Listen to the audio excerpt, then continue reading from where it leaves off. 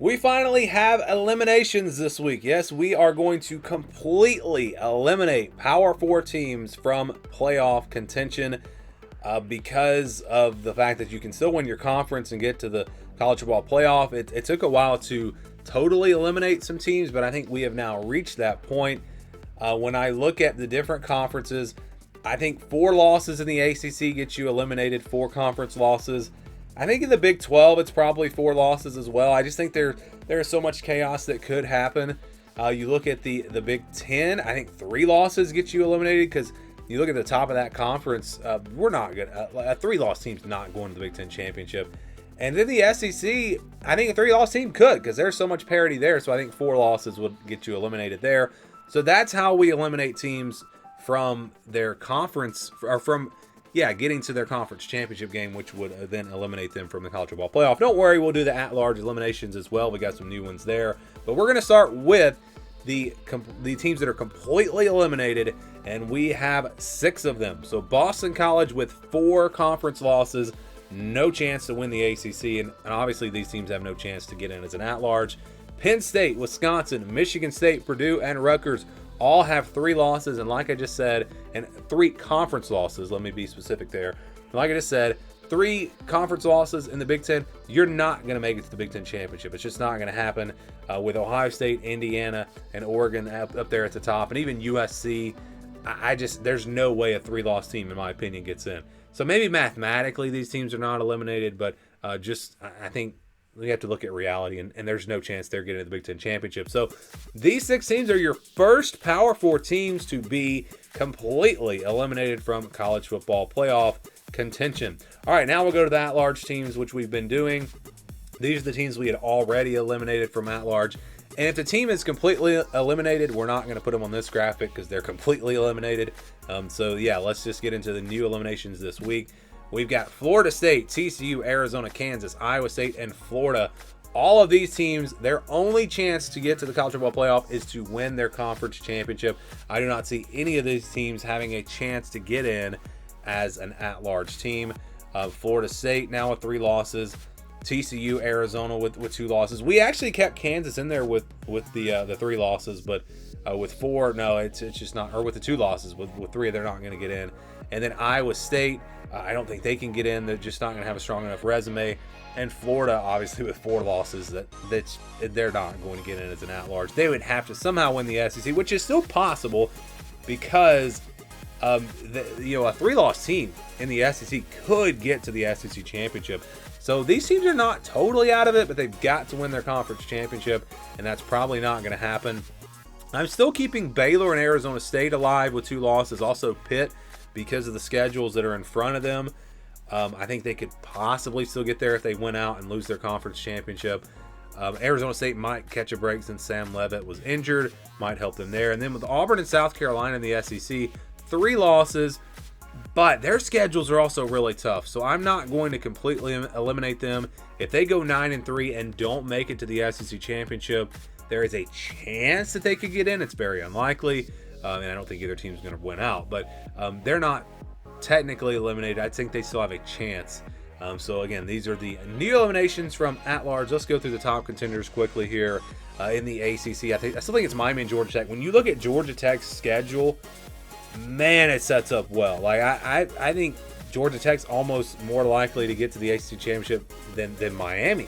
Their schedule really sets up well for them to at least, maybe they lose a game, but still, I think that's going to be enough for them to get in.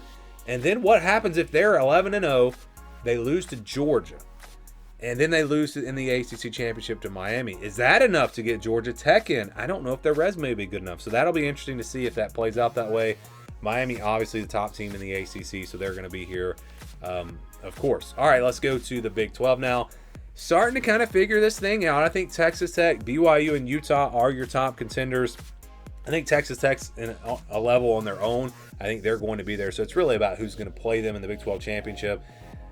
Cincinnati only has 1 conference loss, but I don't really see them getting there. I don't think Cincinnati even, because they lost to Nebraska. Cincinnati might still be undefeated in the Big 12. I can't even remember now, but because they're 5-1. So Cincinnati, you could put on this graphic, but I don't know if they're good enough. Also, BYU, I don't know if they're good enough.